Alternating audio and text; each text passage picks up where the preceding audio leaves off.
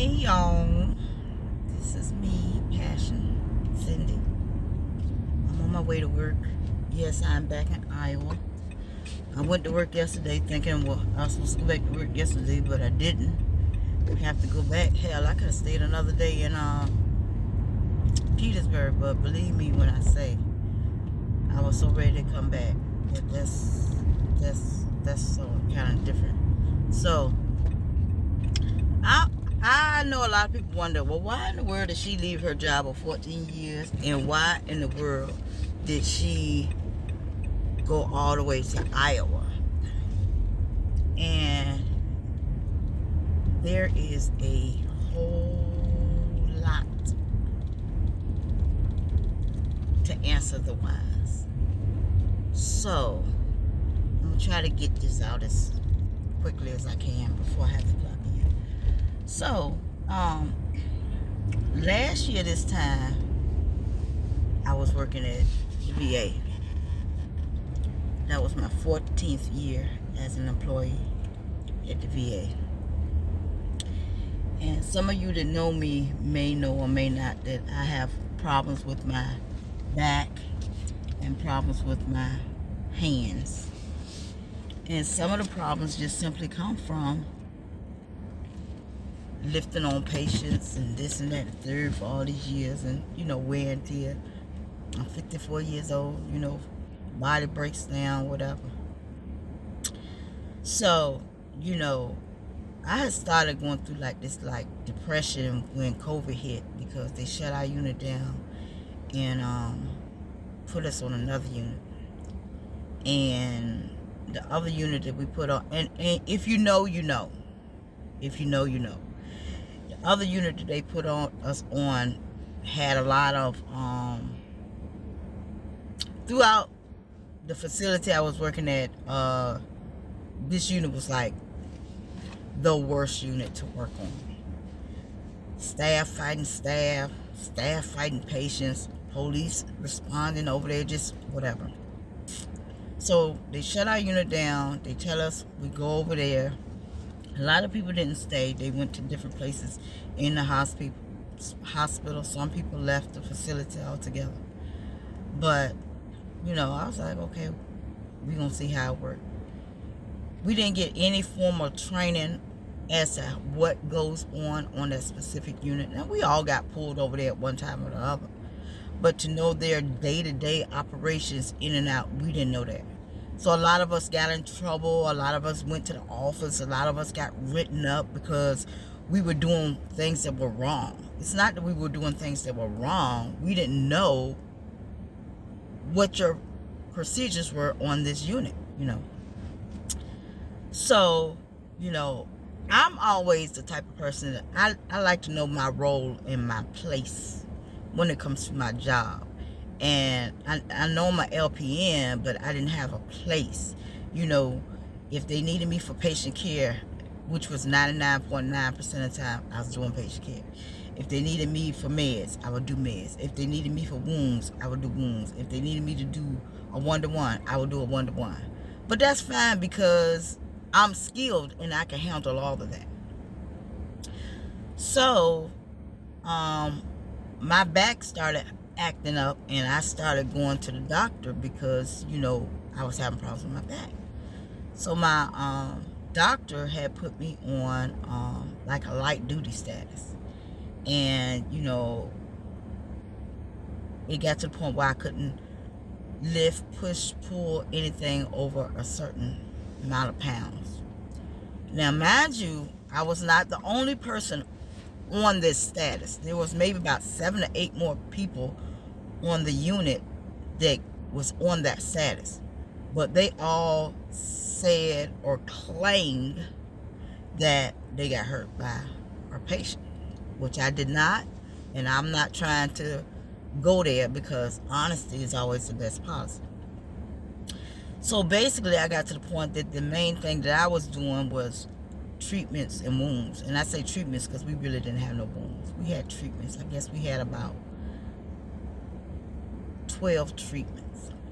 Treatments are scheduled every day, every other day. I mean, it depends on what it is. So I work real closely with the wound care specialist for that unit, and sort of kind of developed this wound care treatment program, because treatments were not getting done. If they were getting done, they were not being accounted for. It was just whatever. So I came up with something to help make sure the wounds were done, and made sure that people are held accountable for what they did and didn't do. So one day I was at work, and somebody asked me, a charge nurse asked me what was I doing for the day. And I told her, and she wanted to know how many people I had to do it for, how many treatments were to get, and all this and all that. And I told her. And she was like, oh no, So a couple of weeks later, I get called in the office, and I said, and I was told that with your current medical status, we can no longer accommodate you on this unit. So we'll have to try to find someplace else in the hospital for you to work. So until we find you another position in the hospital, or your back get better, as of this date, you can no longer work.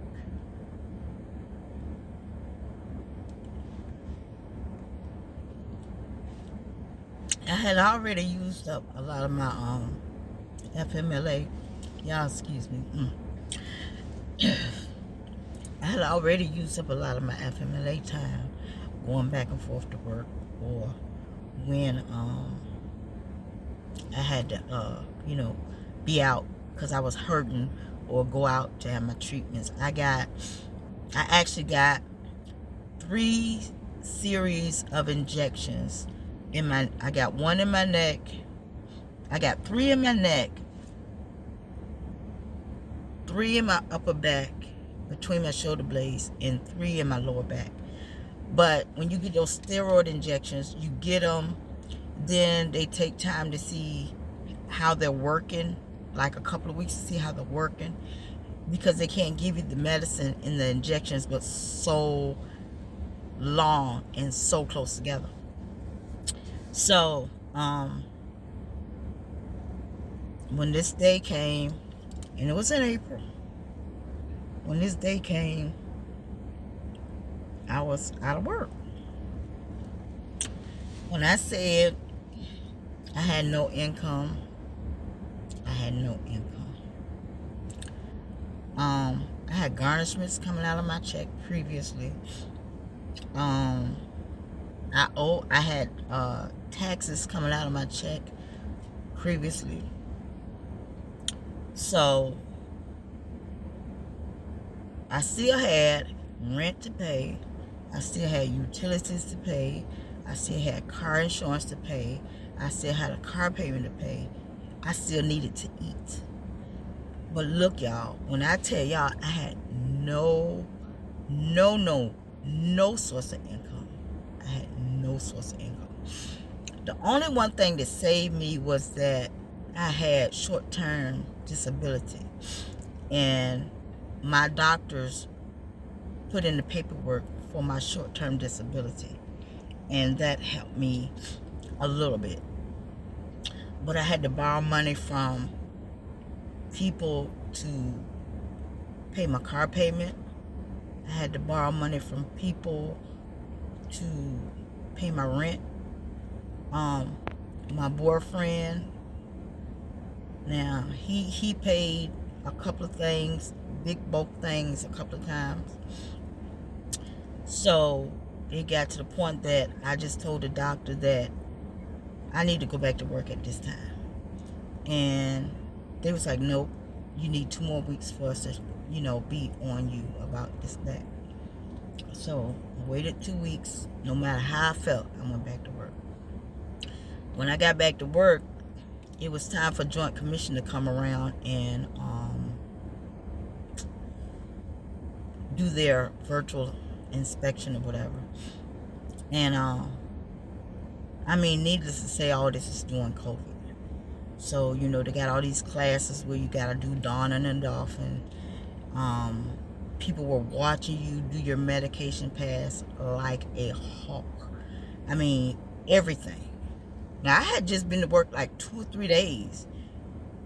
And mind you, before I got back to work, it had been a while before I had even been on the medication cart because I couldn't pull the cart. So they said, we're going to watch you. We're going to observe you. So they went to observe me and, oh, you're doing this wrong, you're doing that, you're doing that. I have been a preceptor at the VA, and not one time the stuff that I was doing that you say is wrong had ever been told to me, because when I went there, the original educator that checked me off for appeal rounds and stuff, she didn't have a problem with anything I was doing. That's why it was comfortable enough for her to let me be a preceptor to other people. So there was an issue on the unit with peg tubes. So when Joint Commission, the fake inspectors came before them, come around, they select me to be the one to be observed for these peg tubes, because the other nurses had failed it. Now, we had the inspectors. They were on like a monitor with a camera. I think it was like 6 or 8 of them on the camera. I had the unit manager, I had the educator, I had the person that was operating the camera, I had another girl, I had the doctors and practitioners. All of us are in this room while little me is doing this peg tube thing. And of course, you know, because of circumstances, it didn't go as smoothly as it should have, but it got done. At the end of the day, everybody praised me. I did such a good job. I handled every situation that came up, and I did everything I could have did to do this. I mean, I was the star. Okay. So in my mind, I kept thinking, something just didn't sit right. And I just felt some type of way, because I felt like I was being used. Whenever you needed somebody to do your peg tube, that was fine. Whenever you need somebody to develop this little treatment plan, I was fine. But after being a nurse for 20 years and working here for 14 years, I wasn't fine. So another one of my coworkers had planted the seed on travel nursing. That's how, in my mind, I thought about travel nursing. And I prayed on it, and I prayed on it, and I prayed on it. And I don't have to ask anybody any permission to do anything, because I'm grown. But I took it to my boyfriend, and I asked him what would he think. Now, mind you, even though I went back to work, I still wasn't making no money, because I told you I had all these things coming out of my check. So a little bit of money I was getting, I had to pay it back. Okay, so I said, okay, I'm going to leave. I'm going to leave the VA. I'm going to do travel nursing. And he said, well, that's what you feel like you want to do? If that's the best decision for you, okay, but I'm going away. I'm going to Iowa. You going to Iowa? Yes. And the way I came to Iowa is because my recruiter, I wanted to go to Wisconsin because they were paying really good money, but somebody got that position. And when I went back to my recruiter, he gave me 3 options, and I just took the highest paying option that was in Iowa. So I left the VA December the 1st, and I've been working here in Ottumwa, Iowa since December the 8th, and I love it. I have 24 patients. I am the unit charge nurse when I'm there. I have anywhere between 1 to 3 CNAs working up under me. I love it. I know my place. I feel like after being a nurse for 20 something years, I'm doing what my passion is. And like I tell people all the time, to me, nursing is not a job. This is my assignment from God. And I can no longer do my godly work through nursing where I was at. I was stuck. And if God gonna give me a gift to reach people, they didn't just have to be at the VA. There are sick people all over the world. And since I've been here, I don't go to different units because I'm on a dementia step down units, and my residents love me and their families love me, and we have that autonomy of care. You know what I'm saying? When I see them, their face light up. When and vice versa. So that is the reason why I left the VA. So when I went home last week to visit, and I went up to the VA, I went on my unit, and I was told, "Did you see the chief? Well, she probably wouldn't want you on a unit." In my mind, I said, that's why I don't work anymore. I was stuck back then, but I know some people that are still stuck. And I cannot deal with them any longer. Job, personal, friends, family. Leaving my job at the VA after 14 years, becoming a travel nurse, and taking this assignment in Iowa was the best thing in my life I could have ever done for myself. Ever. So that is why I became a travel nurse. Smooches.